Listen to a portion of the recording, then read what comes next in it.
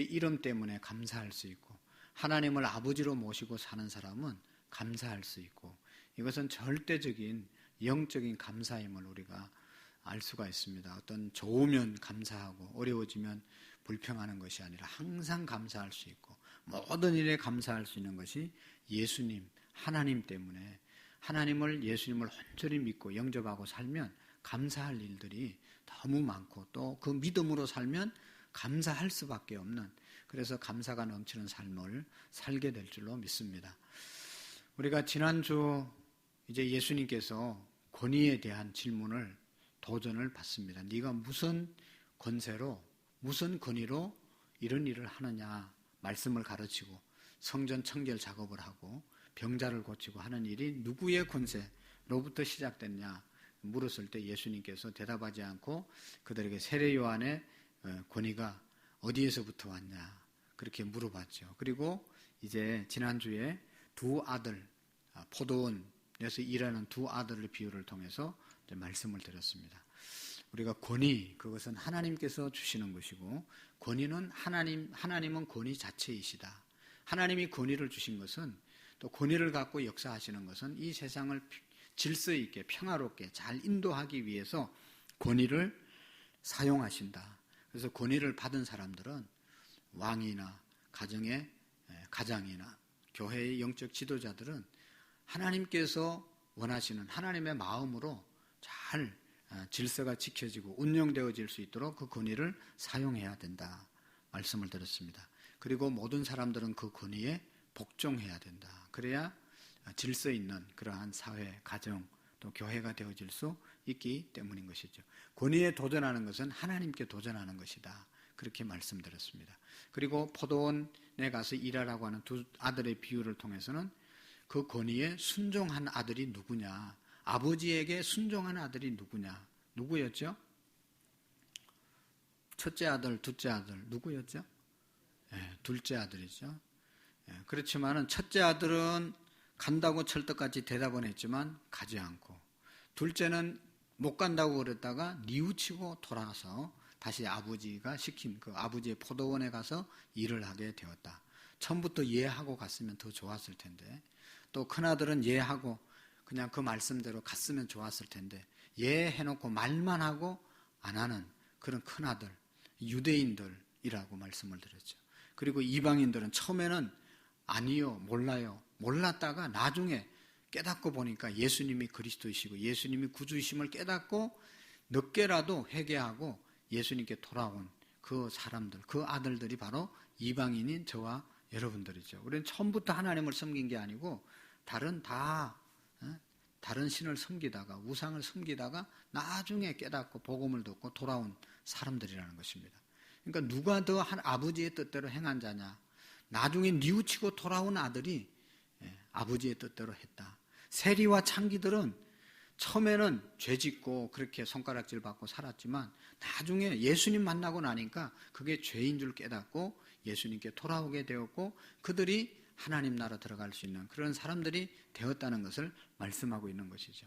그리고 오늘의 비유는 두 번째로 또 한 가지 비유를 통해서 그들에게 말씀을 하는 거죠. 여기 보면 한 사람이 포도원 만들어 놓고 거기에 포도즙 짜는 틀도 만들어 놓고 울타리도 해놓고 마음껏, 여기 1절 말씀을 한번 읽어보실까요? 다른 한 비유를 들으라.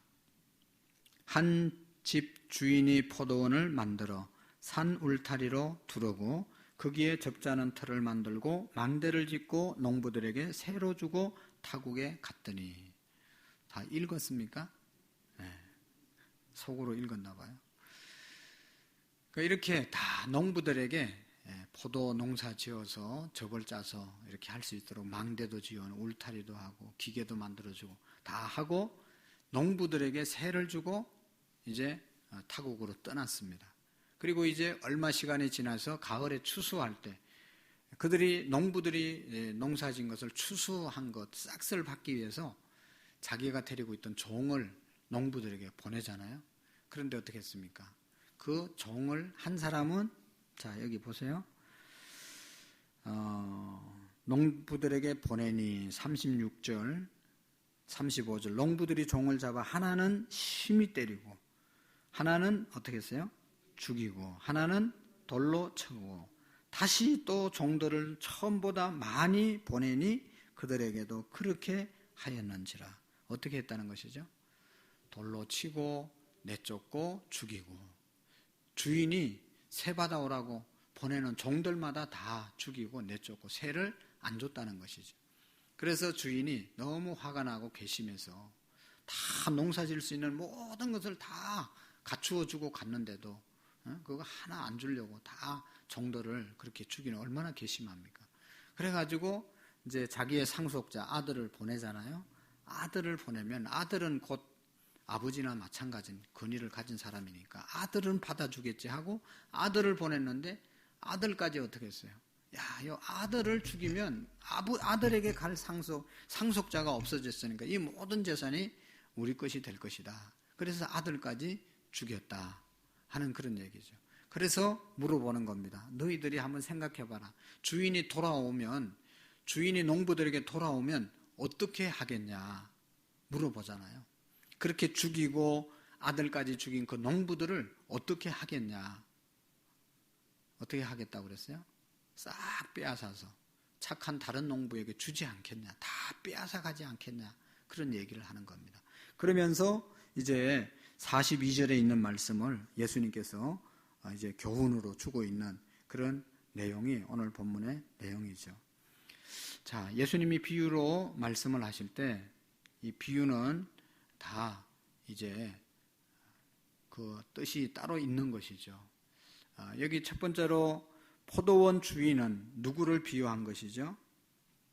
하나님을 가르쳐서 포도원 주인이라고 말했고 포도원은 이스라엘 민족을 말하는 것이죠. 그 다음에 농부들, 당시에 지금 예수님께 질문하고 도전하는 종교 지도자들, 유대인의 지도자들을 말하는 것입니다. 그리고 또한 포도원 주인이 보낸 종들 있죠? 종들은 선지자들, 그동안 하나님이 보낸 선지자들이 수없이 많이 있잖아요. 예레미야부터 시작해서 많은 훌륭한 선지자들이 있었습니다. 그리고 아들은 누구죠? 예수 그리스도. 마지막에 이제 아들까지 이 농부들이 말을 안 들으니까 나쁜 짓만 계속하니까 마지막 아들 예수 그리스도를 이스라엘에게 보냈잖아요. 그래서 우리가 여기에서 몇 가지 살펴보면 첫 번째로는 이 포도원 주인에 대해서 한번 살펴보고 두 번째로는 농부들이 어떤 농부들인가 세 번째로는 선지자들, 종들에 대해서 생각해 볼 수 있습니다. 포도원 주인에게 우리는 세 가지 중요한 교훈을 찾을 수 있는데 이 포도원 주인은 누구라고 그랬어요? 네? 하나님은 어떤 분인가? 33절을 다시 한번 읽어보겠어요. 시작. 다른 한 비유를 들으라. 한 집 주인이 포도원을 만들어 산 울타리로 두르고 거기에 접 짜는 틀 만들고 망대를 짓고 농부들에게 새로 주고 타국에 갔더니 아멘. 어떻게 하고 이제 새를 줬습니까? 산 울타리로 두르고 접자는 틀을 만들고 망대를 짓고 그러니까 모든 것을 준비해서 농부들에게 새를 주었다는 것이죠.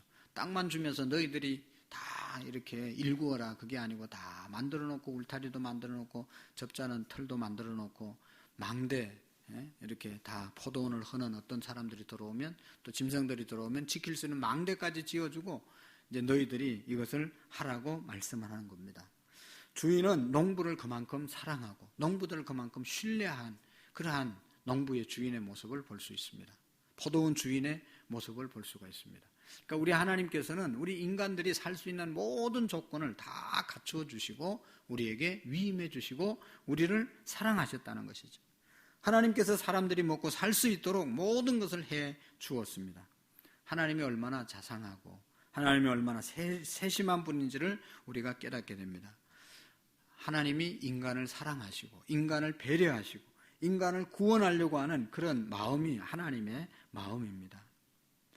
멀리 주인이 가면서 주인에게 이 농부들에게 다 맡긴 것은 그만큼 농부들을 사랑하고 신뢰해서 맡긴 것이지 믿을 수 없고 사랑을 안 하면 이렇게까지 해줄 이유가 없는 것이죠. 다 너무너무 사랑하기 때문에 다 먹고 살 수 있도록 해주고 타국으로 떠나게 된 것이죠. 여러분, 하나님께서 우리를 사랑하셔서 우리를 인간을 만드셨을 때 어떻게 했습니까? 에덴 동산을 만드시고 모든 것을 다 에덴 동산에서 해결할 수 있도록 다 위임해 주셨잖아요. 동산에 있는 각종 과실을 먹고 살으라. 한 가지 선악과만을 따먹지 말라고 말씀하죠. 나머지는 다 사람 마음대로, 인간의 마음대로 하라고 다 위임해 주셨습니다. 너희들이 다스리고 지배하고 관리할 수 있도록 다 위임해 주신 것 아니겠어요? 하나님은 바로 이런 분이시라는 것을 우리에게 말씀해 주고 있습니다. 사랑의 하나님이고 모든 것을 우리에게 선물로, 은혜로 주시는 분이 하나님이십니다. 여러분, 한번 생각해 보십시오. 우리가 지금 누리고 있는 것, 우리가 노력해서 얻은 것 같지만 우리가 노력한 것보다 훨씬 더 많은 것을 지금 우리가 누리고 살아가고 있지 않습니까? 생각을 해보면 정말로 하나님께서 우리에게 주신 것이 훨씬 더 많지. 농부들이 뭐 이렇게 아침부터 저녁까지 일을 해서 곡식을 거둔다고 하지만 일한다고 거둘 게 있겠습니까? 비 한 번 온다든지 지금처럼 무슨 전염병이 한 번 심하게 돌면 그냥 뭐 농약 아무리 쳐도 소용이 없고 별짓 다 해도 소용이 없잖아요. 옛날에 구제역이라는 것도 있었잖아요. 소들이 병들어서 그냥 죽어가는, 아무리 해도 속수무책인 것을 볼 수 있습니다. 우리가 노력하고 우리가 애쓰지만 그 위에 하나님이 더 큰 은혜를 우리에게 주신다는 사실을 우리가 기억해야 합니다. 우리가 2020년 추수감사주의를 보내면서 여러분 한번 깊이 금년 한 해만 돌아봐도 얼마나 감사한 일들이 많이 있습니까? 우리나라 사는 것만 해도 감사하고, 우리나라는 그래도 코로나가 있지만 또 뭐 좀 사업도 어렵고 뭐 여러 가지 어려움을 당하는 분들도 있지만 그렇게 많은 사람들이 죽지는 않잖아요. 독감 걸린 사람보다 더 많이 안 죽는다고 그러잖아요. 미국이나 유럽은, 미국은 정말로 미국에 사는 사람들이 이 장례식을 언제 할지 모른다는 겁니다. 하도 시신이 많아가지고. 그러니까 우리나라 사는 것이 얼마나 축복이에요. 그러니까 우리가 그걸 이제 현실로 못 접하니까 좀 이렇게 안이하고 우습게 알고 그렇게 하는데, 또 뭐 그렇게 또 두려워할 일도 아니긴 하지만 어쨌든 코로나가 전 세계를 강타했지만 큰 뭐 그렇게 많은 사람들이 죽는다든지 우리가 생각하고 예상한 것보다는 어려움이 별로 피해가 없잖아요. 있지만 그렇게 없는 것이죠. 다른 나라에 비해서 감사할 일들이 많이 있다는 것입니다. 하나님의 사랑과 신뢰에 대해서 사람들은 두 가지 반응이 있습니다. 이렇게 하나님이 은혜를 주시고 너무너무 귀한 은총을 우리에게 주셨는데, 어떤 사람은 하나님의 은혜를 인정하고 주인이 있든지 없든지 항상 주인에게 충성하는 사람이 있습니다. 주인이 여기 있으면 잘하고 그리고 없으면 노는 그런 농부들 말고 그냥 주인이 있거나 없거나 이것이 내 할 일이거니 주인이 내게 맡겨주신 거니 하고 열심히 일하는 사람들이 있습니다. 그렇지 않습니까, 여러분? 시골에도 보면 땅을 누구에게 주면 그 땅을 잘 관리해서 수입을 많이 내고 땅도 잘 관리하는 사람이 있는가 하면 자기 땅 아니라고 그냥 아무렇게나 하는 그런 사람도 있잖아요. 그런 사람들은 나중에 다른 사람이 농사를 짓도록 땅을 안 준다는 겁니다. 땅도 망치고 수입도 전부 토지도 적게 주고 하니까 누가 맡기겠어요? 잘하는 사람에게, 세를 좀 많이 주려는 사람에게 맡길 것 아니겠습니까? 여러분, 주인이 있을 때는 잘 하다가 주인이 없으면 온갖 나쁜 짓을 하는 불순종의 사람, 이게 지금 이스라엘 사람들인 거죠. 주인이 떠나고 나니까 그냥 아들이 와도 죽여버리고 자기들이 마음대로 하려고 하는 그런 사람들이 있는 겁니다. 그러나 하나님께서는 우리에게 모든 것을 선물로 주신 분이시다. 할렐루야. 두 번째로 여러분, 주인은 인내에 대해서 우리가 배울 수 있습니다. 주인은 인내하잖아요. 여기 보시면 주인이 타국에 가서 농부들이 했던 행동이 들려오지 않겠어요? 종을 보냈는데 전혀 새가 몇 시간에 아무리 가도 안 오니까 알아보니까 종을 죽였다. 때려서 내쫓았다. 돌로 쳤다. 그래서 한두 명 보낸 게 아니고 많은 분을 보냈는데 많은 사람들 다 농부들이 단합을 해가지고 다 죽였다. 이런 소식이 들려왔습니다. 여기 35절을 보실까요? 시작. 농부들이 종들을 잡아 하나는 심히 때리고 하나는 죽이고 하나는 돌로 쳤거늘 다시 다른 종들을 처음보다 많이 보내니 그들에게도 그렇게 하였는지라. 아멘. 어떻게 했다고요? 죽였는지라. 얼마나 기가 막힌 일이에요. 다 새를 줬는데 그냥 믿고 줬는데 그냥 믿는 도끼에 발등이 찍힌 것이죠. 아무에게나 주는 게 아닌데 믿고 줬는데 믿은 사람에게 지금 당하는 것 아니겠어요? 그래도 주인은 바로 벌을 하지 않고 36절에 보면 또 다시 다른 종들을 처음보다 많이 보내니 그들에게도 그렇게 하였는지라. 다시, 이 말은 바로 주인이 심판하지 아니하고 다시 기회를 준 것이죠. 참고 기회를 주었고 또 다른 사람을 보낸 것이죠. 그러나 똑같이 그들은 종들을 심히 때리고 죽여서 보냈습니다. 주인은 여기에서 끝나지 않았습니다. 어떻게 했어요? 마지막에 아들까지 보내는 최선을 다하는 그런 주인의 모습을 우리가 볼 수가 있습니다.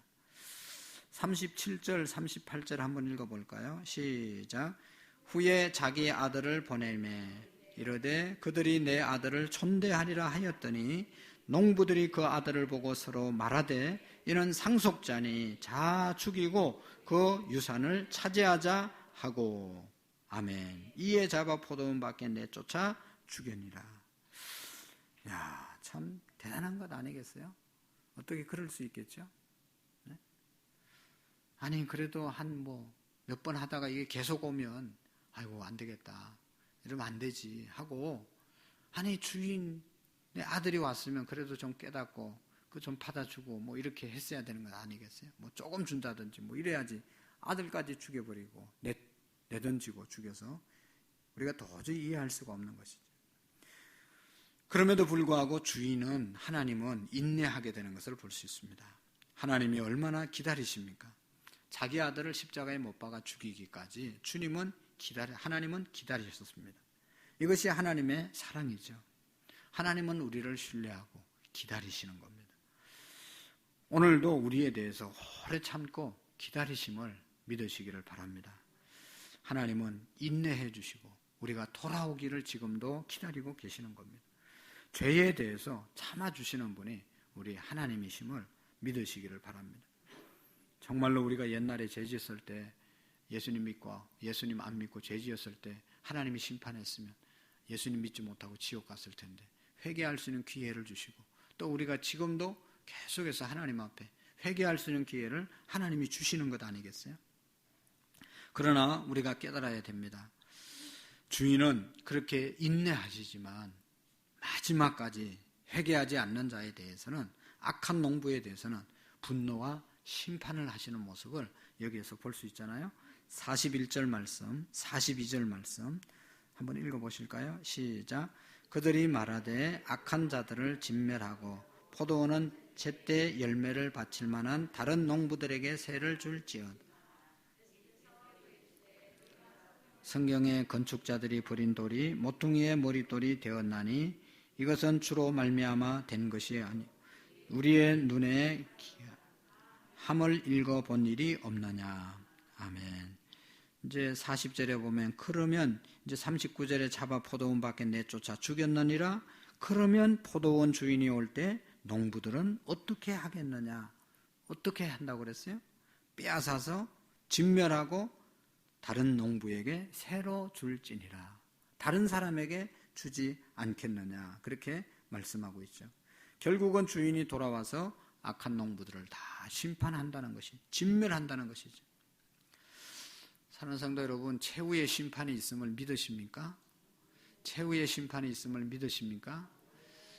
안 믿을 수 없는 게 주말 되면 주급을 주고 월말이 되면 월급을 주고 연말이 되면 연말 계산을 하고 다 세상도 계산하잖아요. 하나님께서 반드시 계산한다는 것이죠. 여러분, 하나님의 심판이 없으면 정의는 이 땅에 없는 것입니다. 하나님의 심판이 있기 때문에 이 땅에 정의가 있고 의로움이 있는 것이죠. 진리도 하나님의 심판이 없으면 무의미한 것이죠. 진리를 쫓아 살 이유가 뭐가 있어요? 하나님의 심판이 있기 때문에 우리가 정의롭고 공의롭게 진실하게 살아가야 하는 것이죠. 하나님의 완전한 심판 때문에 진리도 있고 공의도 있고 정의도 살아있는 것이죠. 우리가 예수님을 믿어도 참 힘든 시절, 어두운 시절을 보낼 수 있습니다. 정말로 언제까지 이렇게 힘들게 살아야 되냐? 예수 믿는 사람들이 참아야 되고 손해봐야 되고 힘들어야 되냐? 그렇게 생각할 수가 있습니다.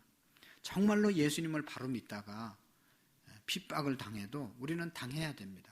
그러다 죽을 수도 있어요. 요한계시록의 마지막 시대에 예수님 믿다가 순교할 사람도 많은 있다고 말씀하잖아요. 믿음 지키다가 죽을 수도 있어요. 그러나 죽는다고 끝나는 것이 아니에요. 죽을 수 있는 사람은 하나님의 마지막 심판, 하나님 나라를 믿기 때문에 예수님 믿다가 죽기도 하는 거예요. 그것을 믿지 못하는 사람은 믿다가 다 도망가는 거죠. 오늘 새벽에도 말씀드렸지만 훈련이 예수 믿는 것이 힘들고 하나님 말씀대로 살기가 힘들면 다 이탈할 겁니다.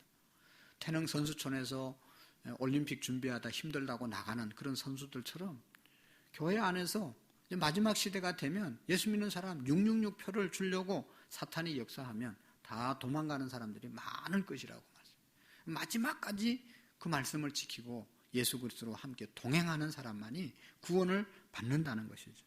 그러나 우리가 그렇게 죽임을 당할 수 있는 이유는 예수님의 마지막 심판이 있기 때문인 것이죠. 마지막 순간에 하나님의 의로운 심판이 있다는 것, 그리고 다시 살아난다는 것, 세상에 최후의 심판이 있다는 것을 믿기 때문에 우리는 예수님을 믿다가 순교까지 할 수 있는 것이죠. 예수님을 믿다가 순교를 하더라도 주님이 다시 오셔서 의로운 백보자 심판이 있습니다. 죄는 절대로 숨겨지지 않고 죄는 낡아지지 않고 우리가 지은 죄에 대해서 반드시 심판을 받는 그날을 우리가 믿기 때문에 의롭게 공의롭게 진실하게 살아가는 것이죠. 여러분, 예수님께서 무슨 말씀을 했어요? 마태복음에 보면 너희들이 방 안에서 혼자 행한 일도 또 혼자 한 말도 지붕 위에서 밝히 많은 사람들이 알 수 있도록 드러날 일이 드러날 때가 있을 것이다 말씀하셨잖아요. 만민이 보는 앞에서 재판을 받게 될 것이다. 하나님은 지은 죄에 대해서 반드시 계산을 하십니다. 만약 하나님이 적당하게 우리처럼 속기도 하고 그런 하나님을 우리가 믿을 수 있겠습니까? 그런 하나님은 믿지를 않겠죠. 저는 그런 하나님은 안 믿겠어요. 하나님은 반드시 분명한 확실한 심판, 계산이 있으신 분입니다. 하나님은 우리의 죄를 용서해 주시기 위해서 자기 아들을 죽여야만 했던 겁니다. 죄와 타협할 수 없었기 때문에, 죄값을 치루어야 되기 때문에 아들까지 내어주시면서 그 죄값을 치루었다는 말이죠. 그러니까 아들보다 더 아까운 것이 어디 있겠어요, 세상에? 그래도 그것을 죄를 해결하기 위해서 자기 아들을 내어주시고, 그래서 예수 그리스도를 믿는 자를 구원해 주신다고 말씀하고 있는 것입니다. 너희 죄가 주홍같이 붉을지라도 예수 그리스도 안에서 회개하고 돌아온 자의 죄를 양털같이 희게 해 주실 것이다 말씀했습니다. 하나님은 예수님 안에 있는 자의 죄를 기억지도 아니하시겠다. 예수님 믿는 순간 우리의 죄가 동이 서에서 먼 것처럼 멀리 떨어뜨려 주시겠다고 약속하시지 않았습니까?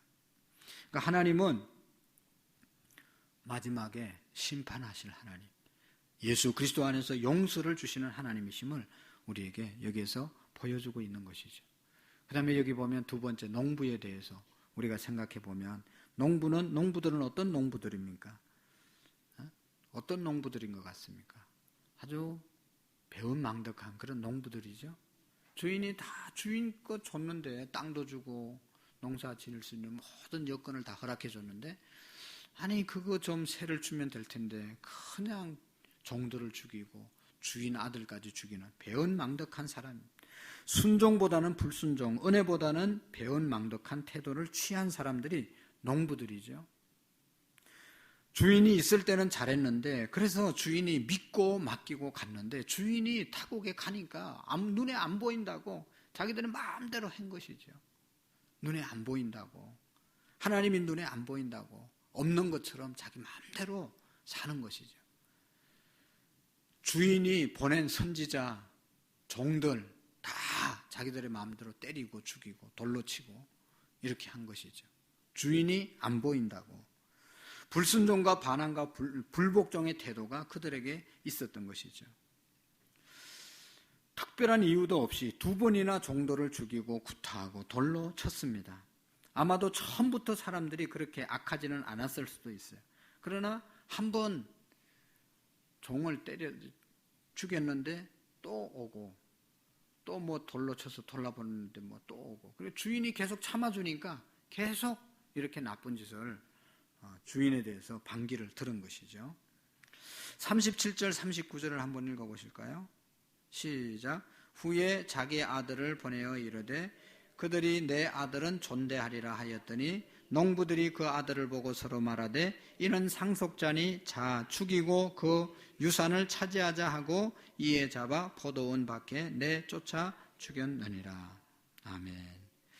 결국은 처음에는 종을 죽였다가 또 뭐 돌로 때렸다가 쫓아냈다가 이렇게 하다가 점점 이게 강도가 세져가지고 아들까지 죽였다. 사실은 주인은 아들은 안 죽이겠지 그런 생각으로 보냈는데 완전히 주인의 생각하고 다르게 아들만 죽이면 이게 우리 것 될 것이다 그런 생각하고 아들을 죽여버렸잖아요.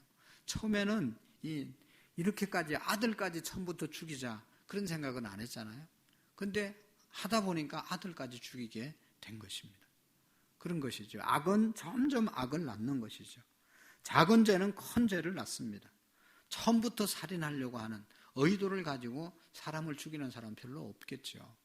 뭐 어떻게 하다 보니까 사람을 죽이고 어떻게 하다 보니까 나쁜 짓을 하게 되는 것이고 자꾸 어울리다 보니까 그렇게 간 것이지 처음부터 내가 사람을 죽이고 뭐 사기를 치고 뭐 그런 사람은 별로 없을 것 같아요. 그런데 이게 작은 죄를 자기도 모르게 자꾸 짓다 보니까 거기에 깊숙이 들어가가지고 거기에서 나오지 못해서 큰 죄를 짓는 그런 경우가 얼마나 많은지 모릅니다. 한두 번의 실수가 계속 연결되면 죄를 짓게 하게 되고 하나님을 잘 못 믿게 하는 이유도 유혹하는 사람이 옆에 있으면 결국은 거기에 한두 번 따라가다 보면 하나님과 멀어지는 것이죠. 그래서 오늘 새벽에 신명기 13장에 엄격하게 선지자들 기적과 이적을 행하는 사람이라도 우상에 대해서 얘기하면 그 절대로 살려두면 안 된다. 그런 사람들은 죽여야 된다. 그리고 자기 형제들이라도 자기가 사랑하는 아내들이라도 하나님 외에 다른 신을 얘기하면 하나님을 떠나서 다른 신을 섬기라고 꼬시면 죽여버리라 그랬어요. 여러분 그것은 사람을 죽이라는 말보다는 그들과 관계를 단절하고 엄격하게 하나님을 마음과 뜻과 정성을 다해서 섬기라는 것이죠.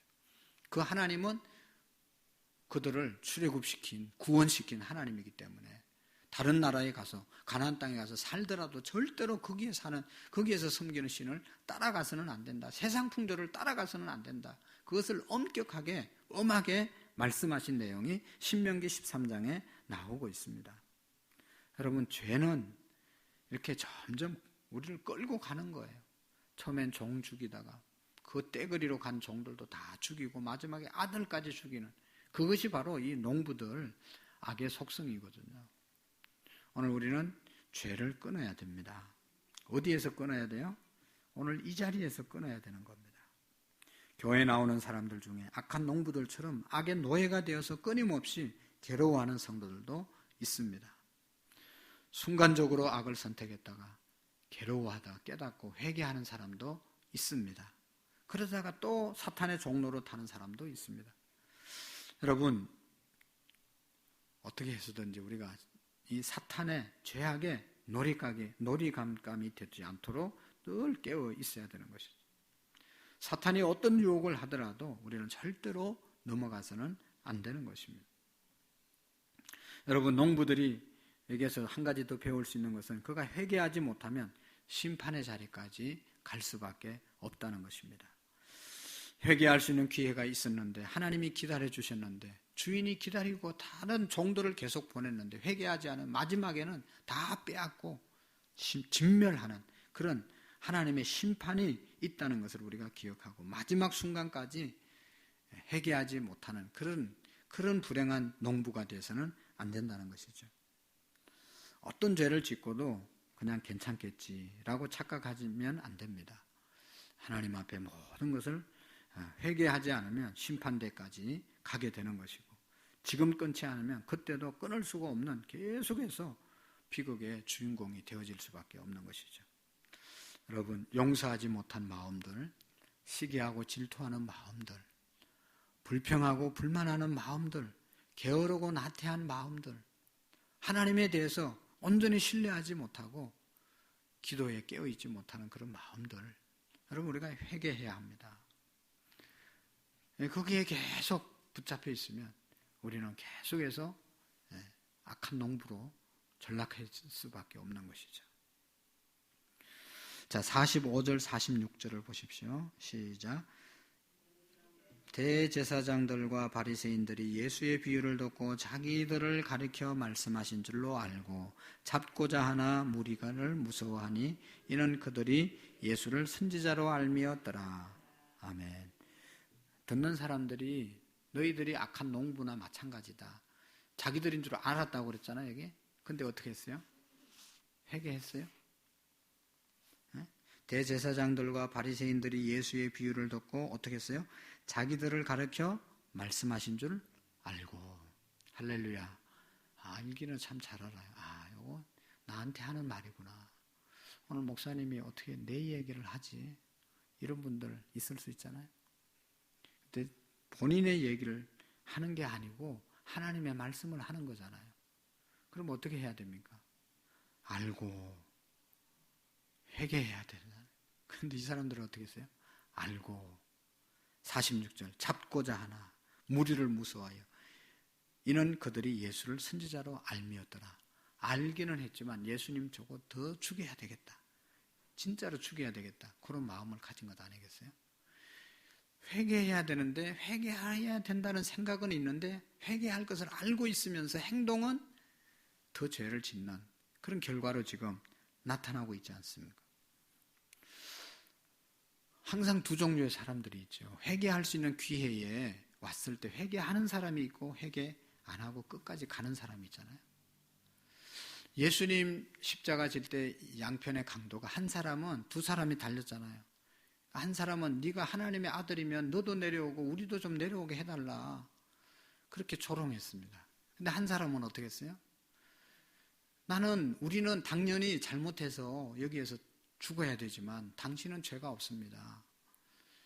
바라기는 당신이 하늘나라에 갈 때 나도 내 영혼도 좀 기억해 줬으면 좋겠습니다. 회개했잖아요. 나는 당연히 죽어야 될 죄인입니다. 그러나 할 수 있으면 한번 나를 용서해 주십시오. 자기 나라에, 당신의 나라에 갈 때 나를 기억해 달라고 부탁했을 때 그는 낙원에 주님과 함께 갔잖아요. 마지막 순간에 회개하면 살 텐데 마지막 순간에 우리가 회개하지 못하는, 그래서 망하는 분들을 얼마나 많이 봅니까? 재판을 해도 무슨 네가 옳으냐 내가 옳으냐, 재판을 해도 마지막에는 화해 조정하는 시간이 있거든요. 그때 화해를 하면 그렇게 큰 손해를 안 봅니다. 그런데 화해 조정위원회에서도 화해가 안 되면 그때는 진짜로 이제 법대로 그냥 배상하고 법이 판단하는 대로 그렇게 해야 되는 거잖아요. 사람들이 하도 악해져 가지고 소용이 없어요. 아무리 판결해도 막 재산이 다 없어질 때까지 재판을 한번 시작하면 끝을 보는 거예요. 나중에는 재산이 변호사비가 없어서 그 다음에는 이제 재산 다 날리고 그때 지는 경우가 얼마나 많은지 모르겠어요. 그러니까 자존심이고 손해고 좀 보면서 그냥 서로 화해해야 되는 거예요. 화해. 우리는 회개해야 되는 거죠. 회개. 우리는 이미 화해한 사람이니까 회개해야 돼요. 하나님이 심판하기 전까지, 심판하기 전에 빨리 회개하면 우리가 사는 것이죠. 주님은 우리의 과거를 묻지 않습니다. 과거에 지은 죄도 묻지 않습니다. 그러기 위해서 이미 예수 그리스도 예수님께서 십자가에서 죽으신 것이죠. 늘 우리가 회개하는 은혜가 있기를 축복합니다. 그래서 예수님은 이런 결론을 내립니다. 이 비유의 결론은 이겁니다. 42절 시작. 예수께서 이르시되 너희가 성경의 건축자들이 버린 돌이 모퉁이의 머릿돌이 되었나니 이것이 주로 말미암아 된 것이요 우리 눈에 기이하도다 함을 읽어보지 못해. 자, 이 말씀이 어디 있다고 하는 겁니까? 거기 42절 보면 건축자들이라고 하고 건축자 앞에 뭐 있죠? 기호가 기억이라고 돼 있죠? 예? 예. 이 시편 118편 22절의 말씀을 인용해서 지금 마태라고 하는 기자가 말씀한 겁니다. 여기 성경에 건축자들이 버린 모퉁이 돌, 건축자들이 건축하는 사람들이 좋은 돌만 쓰잖아요. 근데 이거는 쓸모 있는 돌이 아니다. 이 건축에 쓸 수 있는 돌이 아니다. 그래서 내버렸어요. 그런데 여기 어떻게 됐어요? 주로 머릿돌이 버린 돌이 모퉁이 머릿돌이 되었나니 이것은 주로 말미암아 된 것이요 우리 눈이 기이하도다 함을 읽어 본 일이 없느냐. 이 말씀이 뭐죠? 모퉁이 돌이 누구죠? 예. 이방인들이 지금 대제사장들과 이 사람들이 버린 돌, 그분이 예수님이십니다.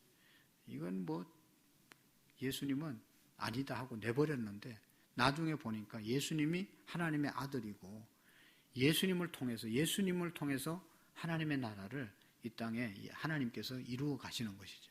예수님이 모퉁이 돌이었습니다. 그래서 유대인들은 내버렸지만 그 당시에 종교 지도자들은 예수님을 믿지 않고 내버렸지만 이방인인 저와 여러분들은 예수님을 영접해서 모퉁이 돌이 되었다. 그래서 이 모퉁이 돌 예수 그리스도를 믿는 자는 구원을 얻고 그렇지 않는 자들은 영원히 멸망을 받는다 하는 것입니다. 여기 44절의 말씀에도 보시면 시작. 이 돌 위에 떨어지는 자는 깨지겠고 이 돌이 사람 위에 떨어짐 그를 가루로 만들어 흩어리라 하시니.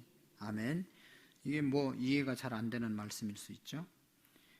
이 돌이 뭡니까? 돌. 예수 그리스도. 이 돌 위에 떨어지는 자는 깨지겠고 예수님 위에 떨어지는 자는 깨지겠고 이 돌이 사람 위에 떨어지면 예수님이 사람 위에 떨어지면 그거를 가루로 만들어 흩으시리라. 그 돌을 어떻게 해야 되는 걸까? 우리가 받아들여야 되는 것이죠. 예수님을 영접할 때 사는 것입니다. 그래서 43절의 말씀에도 보면 그러므로 내가 너희에게 이르노니 하나님의 나라를 너희는 빼앗기고 그 나라의 열매를 맺는 백성이 받으리라. 너희는 빼앗기고 여기 너희가 유대인들을 말하는 것이죠. 대제사장들과 여기 장로들을 말하는 것입니다. 예수님을 영접하지 않았기 때문에 그들의 특권이 다 빼앗기고 다 빼앗기게 되고 하나님의 나라 열매는 다른 백성들이 먹게 될 것이다. 하나님을 믿을 수 있는 기회가 예수님을 믿을 수 있는 기회가 그들에게 얼마든지 있었지만 그것을 거부함으로 다른 사람이 열매를 먹게 되고 너희들은 하나님의 심판을 받게 되었다라고 말씀하는 것이죠. 그래서 예수님께서 뒤에도 말씀을 하시지만 먼저 된 자로서 나중되고 나중된 자로서 먼저 될 자가 있느니라. 그래서 우리가 먼저 예수님 많이 오래 믿었다고 자랑할 게 하나도 없어요. 지금 바로 머릿돌 대신 예수 그리스도를 영접하지 않았으면 이건 뭐 오래 믿은 것하고 아무 상관없는 것이죠. 이 유태인들하고 똑같은 것이죠. 이 나쁜 농부들이 되는 겁니다. 세로 다 받았는데 세를 준 하나님을 예수님을 제대로 안 섬기면 악한 농부들인 것이죠. 교회 오래 다닌 것 우리가 자랑할 것이 아니라 예수님과 오늘도 얼마나 동행하고 사는가, 나는 죽고 얼마나 예수로 살아가는가, 내가 날마다 예수님과 함께 하는가 하는 것을 우리가 자랑해야 되는 것이죠. 그렇게 할 때 아름다운 열매를 맺게 될 줄로 믿습니다. 오늘 우리 모두가 어리석은 악한 농부가 아니라 정말로 이 주인의 뜻을 깨닫고 하나님이 우리에게 맡겨주신 이 모든 일들을 예수님과 함께 함으로 인해서 풍성한 삶을 누리는 우리 모두가 될 수 있기를 축복합니다. 기도하시겠습니다. 좋으신 하나님 아버지 감사합니다.